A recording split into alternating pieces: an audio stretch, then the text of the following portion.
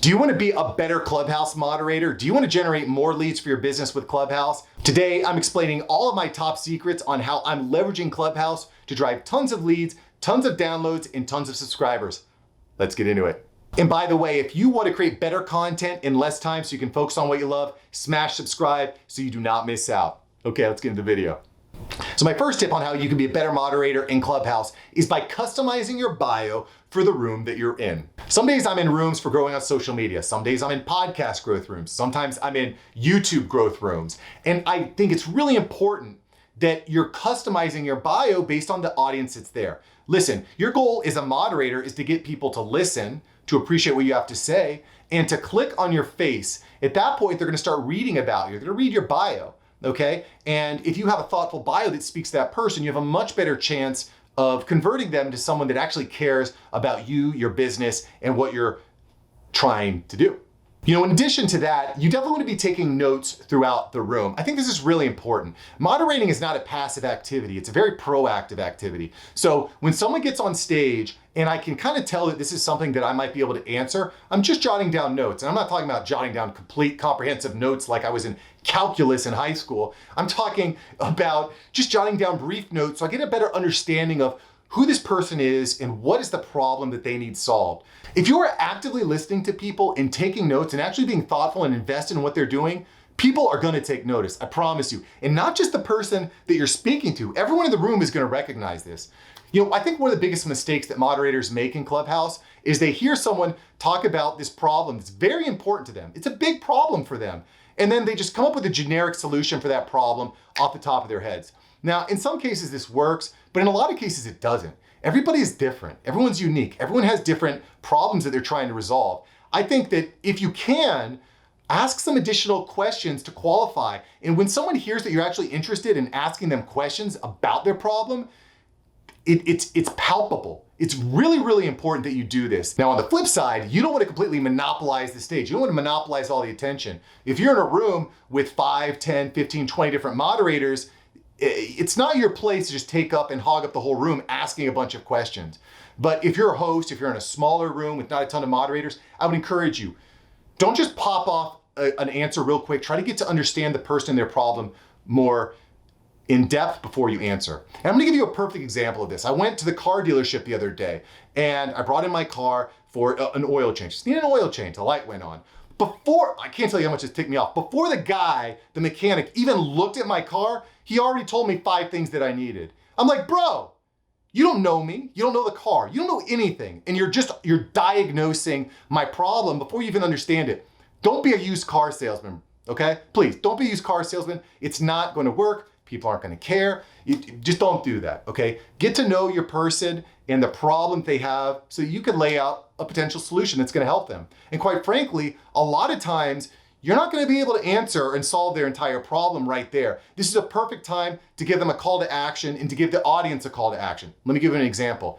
Jim, I think this is a great question. I think a lot of people want to monetize their podcast.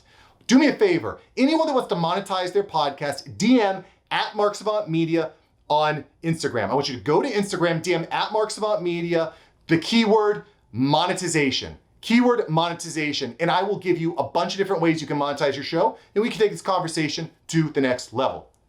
You see what I did there? I'm giving some useful tips. I'm giving some insights. I'm saying, listen, we got to move on to the next person on stage. We want to keep the show moving, but I want to go deeper with you. Just DM me on Instagram, okay? Use your name and use a keyword. Boom, boom, boom. Really important. And this tip was actually given to me a few weeks ago by none other than the amazingly talented Jasmine Star. If you haven't listened to this interview yet, click this link. You do not want to miss it. Jasmine is giving away her best secrets on personal branding and growth. Click the link. Don't miss out on Jasmine Star's insights.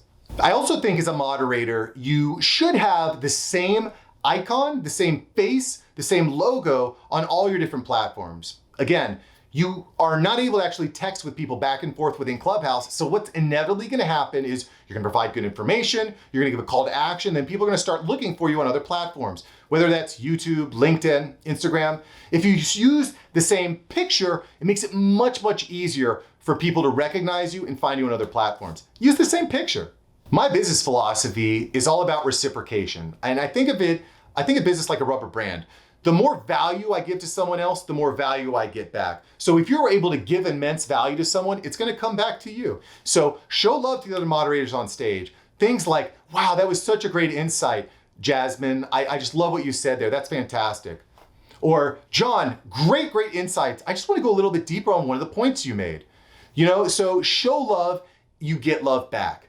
That is a great moderator tip. The flip side, though, is that sometimes a moderator might say something that's wrong or that you don't agree with. Now, don't be disrespectful, but you don't have to agree with everything that everyone says. I don't know if you heard this adage before, but if you stand for nothing, you fall for everything. So, for example, if I'm in a room where someone is just saying, your podcast should never be on YouTube, you shouldn't put your podcast on YouTube, I'm gonna jump in and be like, look, I'm a huge fan of putting your podcast on YouTube, and here are the reasons why. You understand what I'm saying? You don't have to agree with everyone. Don't be disrespectful, but having a disagreement is healthy. It's really healthy because you're not trying to impress everyone. You don't need to be everybody's friend, okay? Newsflash, not everyone's gonna like you, and that's okay. In fact, that's a good thing, okay? You wanna focus on building know, like, and trust with 1,000 true fans. If you can build up a loyal network of 1,000 true fans, my friend, you are well on your way to success. The other thing that I think is really important for moderators is knowing how to do a great reset of the room. What that means is that every 15 to 30 minutes or so, you're gonna reset the room. There's gonna be new people that have joined in. You're gonna wanna make sure that you're introducing yourself, your moderators. You wanna make sure that you're explaining what the room's about, what your goals are. You wanna reset the room. You wanna welcome people. I'll give you an example. Let's say you're throwing a party and you welcome all the first people that get there. An hour into the party, do all the people that just walk into your party, you don't even say hi to? No, you want to address them. You say, welcome to my home. Welcome to my house. It's great to have you here. The beer's over there. The food's over here. Grab a slice of pizza. You know what I mean? You want to be welcoming. And that's what a great room reset entails. Great moderators do great room resets. And in fact, I have an entire video on how you can do excellent room resets right here. So if you're serious about being a great moderator on Clubhouse, you need to be great at room resets. This video is gonna help. It's gonna give you a ton of great tips. Get good at resetting the room. And listen, if you enjoyed this video today, smash the like button. I'll see you here next time. I've got a couple videos here as well that I think are really gonna help you. If you like this video, I know you're gonna love these. Check them out, smash the like button, and I'll see you next time here on Mark's Savant Media. Peace.